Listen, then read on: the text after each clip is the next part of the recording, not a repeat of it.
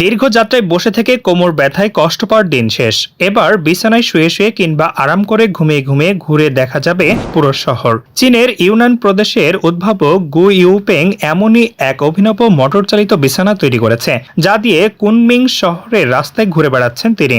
আর পথচারীরা বিস্ময়ে তাকিয়ে দেখছে চলন্ত এই বিছানা। গু ইউপেং কেবল একটি মোটর চালিত বিছানা তৈরি করেননি, তিনি তার এই বিছানায় যোগ করেছেন নতুন নতুন প্রযুক্তি। এটি তার অষ্টম প্রজন্মের বিছানা গাড়ি, যাতে রয়েছে 4টি ট্র্যাক ও বিশেষ সাসপেনশন। এর ফলে এটি সহজেই রাস্তায় চলতে পারবে এবং ব্যবহারকারীকে দেয় আরাম অনুভূতি।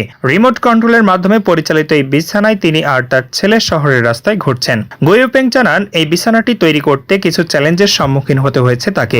বিশেষ করে শক্তিশালী মোটর এবং দৃঢ় কাঠামো তৈরি করাই ছিল সবচেয়ে কঠিন কাজ, কিন্তু তার উদ্ভাবন প্রিয়তা তাকে এই বাধা কাটিয়ে উঠতে সহায়তা করেছে।